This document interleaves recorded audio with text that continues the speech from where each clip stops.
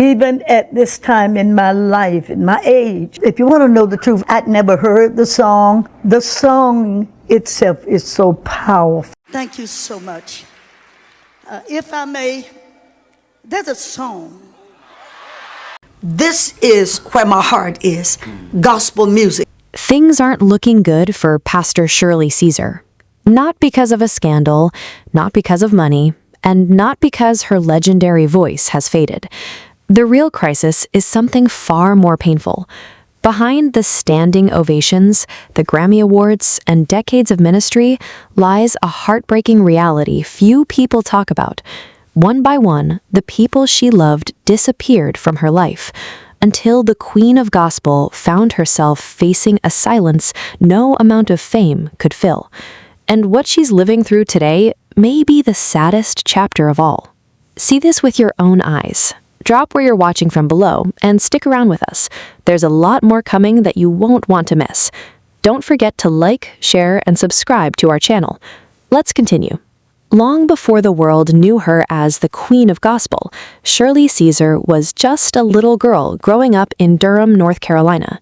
The house was small, the family was large, and money was always hard to find. Born in 1938 as the 10th of 13 children, Shirley came into a world shaped by poverty and segregation. Life was not easy for Black families in the South during those years. Opportunities were limited, dreams often felt out of reach. Yet inside the Caesar household, faith filled spaces that money could not. At the center of that home stood her father, Big Jim Caesar. By day, he worked to support his family. By night, he preached, sang, and filled the neighborhood with music. His deep voice carried through the air as neighbors gathered nearby to listen. For Shirley, those moments felt almost magical. She watched closely. She listened carefully, and before long, she began doing something that surprised everyone around her.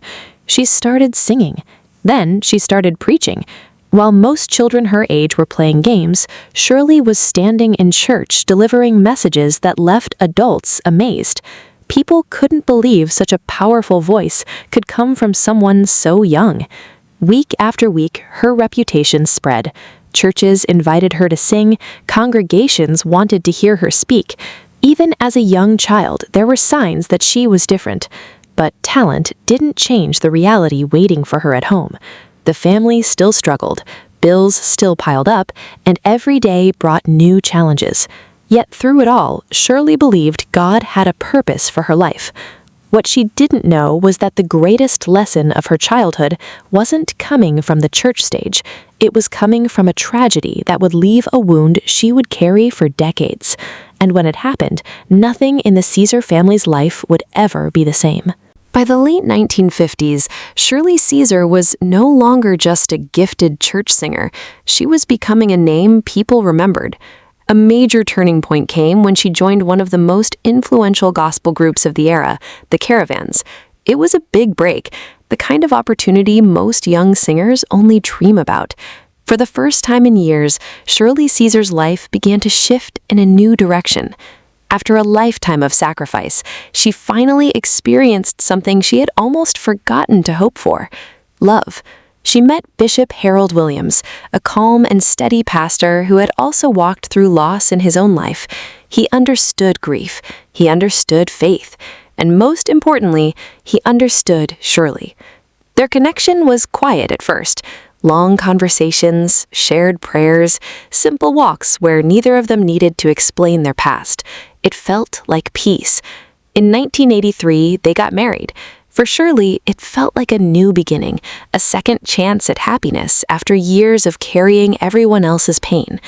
Their home became a place of laughter again, small moments, shared meals, prayer before bed, a life built not on fame, but on faith. Then came the moment that changed everything. Shirley became pregnant. For a woman who had spent so much of her life giving to others, this felt like a personal gift from God. She began imagining a future she had never fully allowed herself to picture before. A child, a family of her own. Names were chosen, dreams were spoken softly in private. But that future never arrived. Shirley suffered a miscarriage. The loss was devastating. What made it even harder was not just the pain, but the silence that followed it, the empty space where joy had been, the dreams that suddenly had nowhere to go. Even in the comfort of marriage, grief had returned, and this time it felt more personal than ever. Still, life did not stop. Years continued, ministry continued, faith continued. But something had changed inside her. A quiet understanding began to grow, that even in moments of love, loss was never far away. And while Shirley tried to rebuild peace in her home, she didn't yet realize that the world outside was preparing to lift her higher than ever before, a level of fame that would place her before presidents, stadiums, and millions of voices. But success, as she would soon discover, does not protect anyone from pain. In fact, it can sometimes make the loneliness even louder. As the years passed, Shirley Caesar's voice became impossible to ignore. What began in small churches and gospel groups soon turned into a national ministry that reached far beyond Sunday services. Her songs carried across cities, states, and eventually the world. She became one of the most recognized voices in gospel music. She won major awards, including multiple Grammys. She performed before presidents and national leaders. Crowds gathered wherever she went, waiting to hear the same voice that had carried her through years of struggle. To the public, Shirley Caesar was a symbol of strength, a woman of faith, a legend who had made it. But behind the scenes, her personal story continued to unfold in a very different direction. Because while the world was celebrating her success, Shirley was still carrying loss, still carrying memory, still carrying silence. One of her most beloved recordings, No Charge, touched millions with its message about love and sacrifice. It became more than a song. It became a reflection of her life, giving everything, often without asking for anything in return. Years later, even unexpected moments brought her back into public attention again. A short sermon clip about blessings and everyday gratitude went viral online, introducing her to a new generation who had never seen her before. Suddenly, she was being remixed, shared, and quoted across the internet. For a moment, it felt like time had given her another wave of relevance. But even then, something deeper remained unchanged. When the stage lights turned off, when the crowds went home, when the applause faded, Shirley returned to quiet spaces. Because fame had never been able to fill the emptiness left behind by the people she had lost. And that truth became even harder to ignore when the next chapter of her life brought a new kind of pain, not from the world, but from within her own family, a loss that would shake everything she had left. With the Caravans, Shirley could travel, record, and step into national recognition. Her voice stood out immediately, strong, emotional, unforgettable. Doors were opening, but at the same time, something else was closing in. Her home life was becoming more difficult. Her mother's health was failing, and Shirley was no longer just a daughter watching from the side. She had become the one holding everything together. Then came a decision that would define her character. She was offered a major tour opportunity in 1959, a moment that could have changed everything, but she turned it down, not because she lacked ambition, but because she couldn't leave her mother behind. That choice would repeat itself many times. While other artists chased fame, Shirley often chose responsibility. She missed performances, she declined major opportunities, even offers that could have taken her to larger stages like the Apollo Theater and beyond. Each decision carried a cost. Her career moved forward more slowly than it could have, but at home, something else was happening. She was becoming the backbone of her family. Medical bills piled up, care became constant, and Shirley found herself working, singing, and sacrificing in ways the audience never saw. Still, her name continued to grow in gospel circles, but the question quietly followed her everywhere. How long can someone keep choosing family over destiny before something breaks? Then, just when it seemed like her life was becoming defined only by responsibility and sacrifice, something unexpected entered the picture, a chance at love. And for the first time in years, Shirley Caesar began to believe that maybe her life was finally opening up again.